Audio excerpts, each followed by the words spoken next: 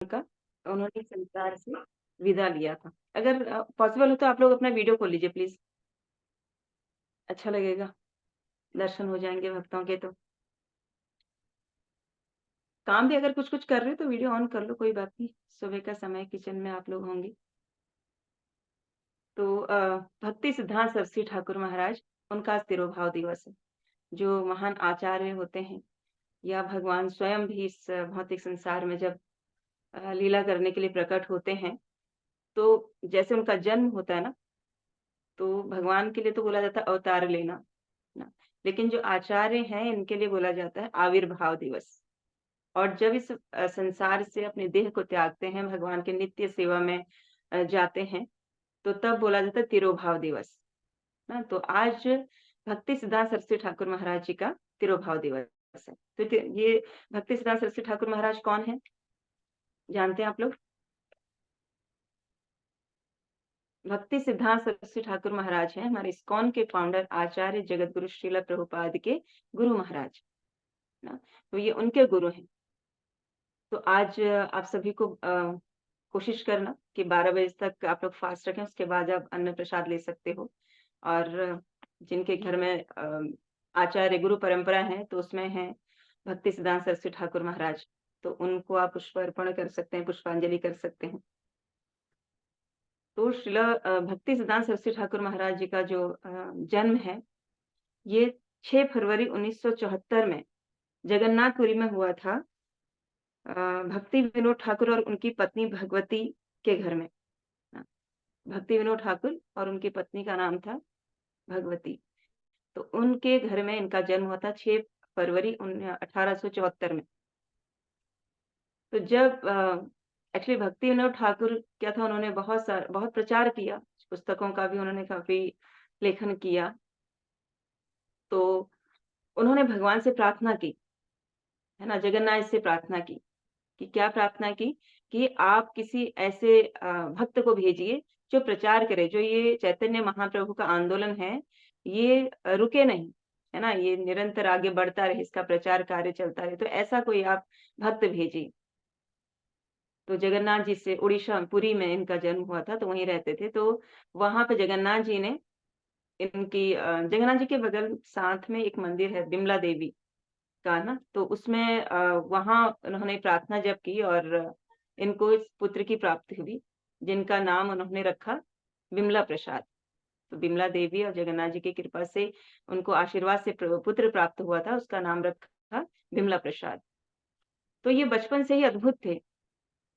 तो इनका बताते हैं कि जब ये 6 महीने के थे, 6 महीने के जब थे तो इनके घर आँगन से मतलब इनके घर के सामने से रथ यात्रा निकली, है ना? उड़ीसा में आप सबको पता है कि जगन्नाथपुरी में कितनी भव्य विशाल रथ यात्रा निकलती है। तो इनके घर के आगे से वो रथ यात्रा निकली और रथ वहाँ प इनके घर के सामने जाके रथ खड़ा हो गया, रुक गया। कितने दिन तक? 3 दिन तक। रथ वहाँ से हिला ही नहीं, रथ हिला ही नहीं, बहुत प्रयास किया भक्तों ने, तो वहीं 3 दिन हो गए। तो अंत में जब भगवती देवी जो भक्ति विनोद ठाकुर की पत्नी हैं, ये दोनों जब अपने इस पुत्र विमला प्रसाद को ले गोद में लेकर बाहर आते हैं जगन्नाथ जी के दर्शन करने के लिए, तो इन्होंने उनको प्रणाम किया। भक्ति सिद्धांत जो विमला प्रसाद हैं अभी, है ना? इन्होंने प्रणाम किया जगन्नाथ जी को और जगन्नाथ जी के गले की जो गार्लैंड थी, जो पुष्पमाला थी, वो स्वयं इनके विमला प्रसाद के गले में आके डल गई। तो मतलब कि एक प्रसाद भगवान का उनको आशीर्वाद मिल गया। तो इसके बाद से वो रथ वहाँ से फिर चला, वहाँ से शुरू हुआ। तब जाके चला जब उन्हें भगवान ने जब अपने भक्त के दर्शन किए, है ना? भक्त तो जाते ही हैं भगवान के दर्शन करने के लिए, लेकिन यहाँ पे देखिए कितना अ, अद्भुत दृश्य रहा होगा कि भगवान अपने भक्त के दर्शन के लिए 3 दिन खड़े रहे वहीं पे, रथ हिला ही नहीं। तो जब बिमला प्रसाद के दर्शन हुए तब ये वहाँ से आगे बढ़े। तो आगे बढ़ने के बाद फिर जब बताते हैं कि जब ये 5 साल के थे लगभग, 4-5 साल के थे। इनके पिता जो हैं भक्ति विनोद ठाकुर, वो मजिस्ट्रेट थे। तो उनका अधिकांश समय प्रचार में, है ना? साधना में ऐसे में व्यतीत होता था। अपनी मजिस्ट्रेट की जॉब भी वो करते थे। तो एक दिन एक व्यक्ति इनके घर आया और इनको आम की भरी हुई एक टोकरी दे गया। अब जब टोकरी दी तो वो व्यक्ति देकर चला गया। बिमला प्रसाद ने उसमें से एक आम निकाला और खा लिया। इतने में पिताजी आ गए, भक्ति विनोद ठाकुर। उन्होंने कहा कि क्या ये आम तुमने जगन्नाथ जी को भोग लगाया था? तो ये बोले कि नहीं, भोग तो नहीं लगाया था। तो पिता ने समझाया कि बिना भगवान को भोग लगाए हमें कुछ भी ग्रहण नहीं करना है। जो भगवान को भोग लगाए बिना अगर हम कुछ खाते हैं तो वो चोरी कहलाती है ना? तो सबसे पहले जो कुछ भी आता है घर में वो भगवान को भोग लगाना चाहिए, तब आप प्रसाद रूप में उसको पा सकते हो। तो 5 साल का बालक उसी दिन से संकल्प ले लिया कि मैं आज के बाद कभी आम नहीं खाऊँगा। जबकि उनको आम इतना प्रिय था, बहुत पसंद था उनको आम, लेकिन छोड़ दिया। क्यों? क्योंकि मेरे से एक गलती हो गई, मैंने भगवान को भोग लगाए बिना वो आम स्वयं पा लिया। तो आम तब से इन्होंने जीवन भर आम नहीं खाया। ना? फिर जैसे बड़े हुए 6-7 साल की उम्र में पहुँचे, तो मतलब पूरे जो भगवत गीता के श्लोक हैं, 700 श्लोक इनको कंठस्थ थे। 700 श्लोक इनको याद थे। खगोल शास्त्र, ये शास्त्र, इनको बहुत सारा ज्ञान अ, होने लगा, है ना? इनको ज्ञान था उन सब शास्त्रों का। तो इन्होंने जो पुस्तकों का लेखन भी किया, ज्योतिष शास्त्र में भी ये अव्वल थे, है ना? इन्होंने अपने पिता के साथ कई स्थानों पर जो है तीर्थ स्थान जो थे उन पे दर्शन किया, भ्रमण किया। अनेक-अनेक स्थानों पर ये गए शास्त्रार्थ करने के लिए। बहुत कम उम्र से ही ये इस कार्य में लग गए थे। तो कोई भी मायावादी जो था ना उनके सामने टिक नहीं पाता था।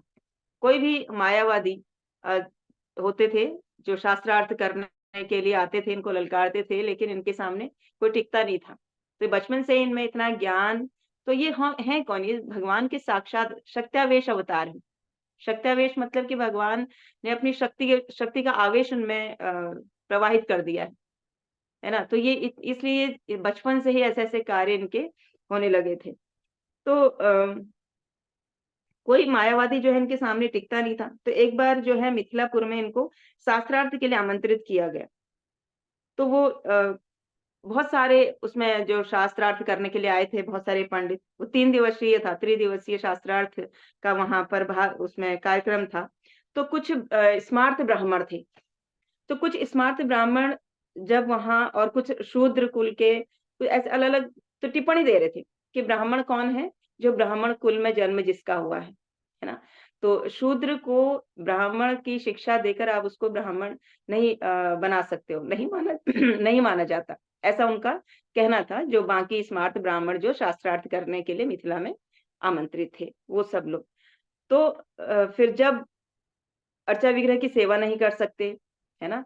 तो ये सब बताने लगे कि आप शूद्र कुल में जन्मे व्यक्ति को आप ब्राह्मण नहीं बना सकते हो, उसे ब्राह्मण की शिक्षा देकर, उनका मत ये था। तो फिर जब बिमला प्रसाद का नंबर आया, इनकी बारी आई, जब इन्होंने बोला, इन्होंने कहा कि ब्राह्मण कुल में जन्मा व्यक्ति, यदि उसके कर्म, उसका आचरण, है ना, जो ब्राह्मण के नहीं है, तो वो ब्राह्मण नहीं माना जाता। लेकिन दूसरा व्यक्ति है कि उसका जन्म शूद्र कुल में हुआ है, लेकिन उसके कार्यकलाप, उसका आचरण जो है, वो कैसे हैं? ब्राह्मण के समान है। तो वो व्यक्ति ब्राह्मण है। तो इस प्रकार शास्त्रार्थ में इन्होंने उन जो स्मार्त ब्राह्मण थे, उन सबको वहाँ पर पराजित किया। फिर बताते हैं कि जब भक्ति सिद्धांत सरस्वती ठाकुर, अभी बिमला प्रसाद इनका नाम है, तो ये इनकी इच्छा हुई कि दीक्षा लेने के लिए। अब ऐसे तो शिक्षा गुरु तो इनके इनके स्वयं के पिता भक्ति विनोद ठाकुर थे। अब वो इतने ज्ञानी, चाहें तो वो इनको दीक्षा दे सकते थे। लेकिन उन्होंने क्या कहा कि आपको गौर किशोरदास बाबा जी हैं, उनसे दीक्षा लेनी चाहिए। तो ये गए। अच्छा, सबसे बड़ी बात क्या थी, जब इनका जन्म हुआ ना बिमला प्रसाद का, तो जो इनकी नाल होती है वो जनेऊ की तरह इनके गले में लिपटी थी। तो वो बहुत शुभ मानी जाती है ना? जिसके गले में ऐसा निशान होता है ब्राह्मण के जनेऊ की तरह ना, उसकी नाल जो होती है ब्राह्मण के तरह जो जनेऊ वो पहनते हैं जैसे, ऐसे उस उनके गले में लिपटी हुई थी। तो ये बहुत शुभ संकेत ऐसा माना जाता है। तो जब इनके पिता ने कहा कि तुम जाओ कहाँ? श्रील गौर किशोरदास बाबा जी के पास और उनसे तुम दीक्षा ग्रहण करो, तुमको उनसे दीक्षा ग्रहण करनी चाहिए। बस ये चले गए उनके पास खोजते-खोजते। तो वहाँ पहुँचे, उनसे कहा कि मैं आपसे दीक्षा लेना चाहता हूँ, उनसे निवेदन किया, उनको प्रणाम किया। तो उन्होंने कहा कि नहीं, मैं तो दीक्षा नहीं देता, है ना? मैं दीक्षा नहीं दे सकता। तो ये अब ये बोलने लगे कि नहीं, मैं तो लूँगा तो दीक्षा आपसे ही लूँगा। मैंने आपको ही अपना गुरु माना है। तो गौर किशोरदास बाबा जी बोले, देखो चैतन्य महाप्रभु से मैं पूछता हूँ, अगर वो कहेंगे कि हाँ तुम दे दो तो मैं दूँगा, नहीं तो नहीं दे पाऊँगा, इसलिए तुम आज जाओ, कल आना।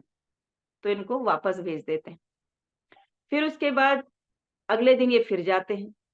जब अगले दिन जाते हैं, फिर गौर किशोरदास बाबा से पूछते हैं कि आपने पूछा महाप्रभु से?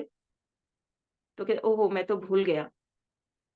मैं अपने भजन में मग्न था, मैं भूल गया महाप्रभु से पूछना। ऐसा करो तुम कल आना। ऐसे करके इनको 3-4 बार उन्होंने इनको बुलाया अपने पास। तो जब तीसरी बार ये गए, तब इनको उन्होंने दीक्षा दी। तो उनका दीक्षा का नाम जो गुरु है, दीक्षा गुरु भक्ति सिद्धांत सरस्वती ठाकुर महाराज जी के, वो हैं गौर किशोरदास बाबा जी महाराज। और जो शिक्षा गुरु हैं वो कौन है? वो भक्ति विनोद ठाकुर, इन्हीं के पिताजी। तो ये भक्ति सिद्धांत सरस्वती ठाकुर महाराज को सिंह गुरु भी बोला जाता है। सिंह गुरु। इन्होंने 64 मठों की भी स्थापना की, है ना? तो जब प्रभुपाद को मिले तो प्रभुपाद को बोला कि तुम्हारी अंग्रेजी में बहुत अच्छी पकड़ है, तुम अंग्रेजी भाषा में विदेशों में जाकर इस चैतन्य महाप्रभु के इस आंदोलन का प्रचार करो।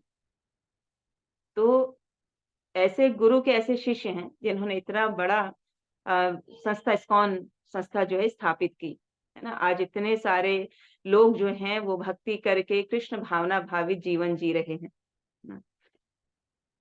तो भक्ति विनोद ठाकुर गौर किशोरदास के शिष्य हैं। उसके बाद वो प्रचार करने लगे और जब इन्होंने दीक्षा ली, संन्यास दीक्षा, इनकी इच्छा हुई कि संन्यास दीक्षा मुझे लेनी चाहिए। तो संन्यास दीक्षा लेने के लिए क्या हुआ कि अब उस समय गौर किशोरदास बाबा जी तो थे नहीं, रहे नहीं। तो इन्होंने अपने गुरु की तस्वीर को सामने रखकर उनसे वो दीक्षा ली, संन्यास दीक्षा ली, दंड धारण किया। है ना? संन्यास का मतलब कि एक दंड आपने देखा होगा सन्यासियों के पास होता है ना? वो दंड धारण करते हैं, ना? तो उस तब इन्होंने जो उससे पहले जो सन्यासी थे ना, वो सब व्हाइट ड्रेस पहनते थे, सफेद कपड़ा ही पहनते थे। लेकिन भक्ति सिद्धांत सरस्वती ठाकुर महाराज ही हैं कि जिन्होंने संन्यास दीक्षा के बाद ये सैफ्रॉन ड्रेस, जो ऑरेंज कलर का ड्रेस है, उस ड्रेस को मतलब यही इन्होंने ही स्वीकार किया। सर्वप्रथम इन्होंने ही उस कलर को पहना, सैफ्रॉन कलर को। उसके बाद ये धीरे-धीरे आगे बढ़ने लगा। उससे पहले सब लोग सफेद कलर के कपड़े में ही दीक्षा, जो संन्यास दीक्षा लेते थे, सबकी सफेद कपड़ा ही पहनते थे। तो ये शास्त्रार्थ में सबको हराने लगे। तो इस प्रकार की चर्चा फिर बाद में भक्ति सिद्धांत ठाकुर महाराज जो हैं अनेक-अनेक स्थानों पर गए। वहाँ इन्होंने ब्राह्मण कौन है ना? कौन ब्राह्मण होना चाहिए, इस प्रकार के शास्त्रार्थों का अलग-अलग स्थानों पर जाकर, अलग-अलग तीर्थ स्थानों पर जाकर इन्होंने शास्त्रार्थ में भाग लिया और लोगों को बताया कि एक्चुअल में भक्ति जो है वो क्या है। तो ये जब इन्होंने इसी दिन ये जो दिन था, यह वैष्णव सिद्धांत का प्रथम दिन था। जब कब था? जब इन्होंने बताया कि ब्राह्मण कौन है? जो शूद्र कुल में भी जन्मा हो लेकिन कर्म और आचरण, है ना, उसका कैसा हो? ब्राह्मण के समान हो।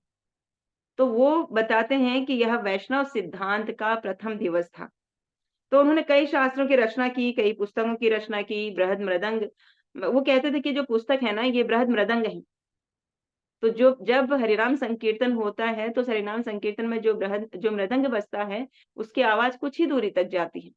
लेकिन जो पुस्तक हैं, इनको बृहद मृदंग बोलते थे, क्योंकि इसलिए ये पुस्तक दूर-दूर तक जिसके पास जाएँगी, वहाँ इनका विस्फोट होगा, है ना? वहाँ उन उन लोगों को ये भक्त बनाएँगे। तो इसलिए अत्यधिक अ, जोर दिया जाता है कि पुस्तक वितरण के लिए, शास्त्र वितरण किया, है ना? गीता वितरण, अभी गीता जयंती हम पीछे मनाई हमने। और पुस्तक वितरण चल रहा है, अनेक-अनेक बहुत सारे भक्तों ने उसमें भाग लिया। तो पुस्तक वितरण का क्या है कि आप किसी को जानते भी नहीं हो, लेकिन आपके द्वारा दान की गई वो पुस्तक उस तक पहुँच गई। आपके द्वारा दी गई कोई पुस्तक किसी परिचित के पास आपके पहुँच गई। तो एक ना एक दिन वो भक्त बनेगा। क्योंकि ये कोई गीता मतलब एक किताब नहीं है, ये साक्षात भगवान है ना?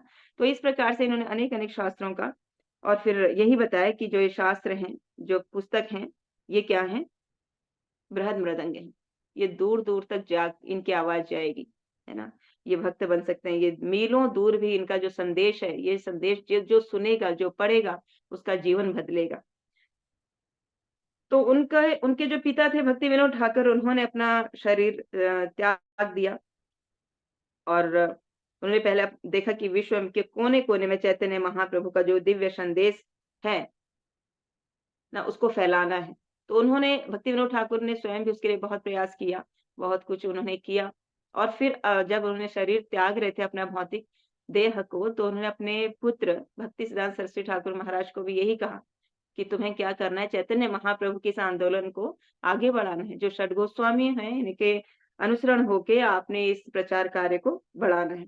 तो कुछ समय के बाद इनकी जो माता थी भगवती देवी और इनके जो गुरु थे गौर किशोरदास बाबा जी महाराज आध्यात्मिक गुरु, तो उन्होंने भी शरीर को भौतिक शरीर को त्याग दिया था। तो इस्कॉन के संस्थापक आचार्य शिला प्रभुपाद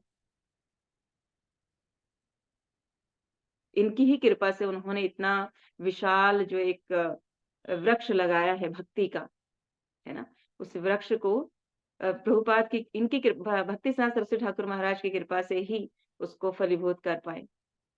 ना उनकी आज्ञा नहीं होती, है ना? तो प्रभुपाद विदेश में जाके शायद नहीं करते। तो ऐसे तो भारत में भी प्रभुपाद ने झांसी में भी इसकी स्थापना की थी, है ना? लेकिन जो अपने गुरु की आश्रित होकर गुरु पर आश्रित होकर और गुरु की आज्ञा का पालन करके ना दृढ़ता से उन नियमों का पालन करता है, तो उसको विजय, सफलता अवश्य ही प्राप्त होती है। क्योंकि शिष्य का एकमात्र कर्तव्य है, जो शिष्य है वो क्या सोचता है कि मेरा एकमात्र कर्तव्य है मैं अपने गुरु की आज्ञा का पालन करूँ। तो इस प्रकार से इनका जीवन रहा भक्ति सिद्धांत सरस्वती ठाकुर महाराज जी का। तो इनका 1 जनवरी 1937 को 1 जनवरी 1937 में प्रातः काल इन्होंने अपनी देह का भौतिक देह जो है उसका त्याग किया और ये भगवान की नित्य लीला में प्रविष्ट हुए। तो बताया जाता है कि भगवान के धाम में ये नयन मणि मंजरी हैं, भक्ति सिद्धांत सरस्वती ठाकुर महाराज। तो भक्ति विनोद ठाकुर जी की प्रार्थना सुनकर जगन्नाथ भगवान ने इनको यहाँ इस भौतिक संसार में भेजा, किस लिए?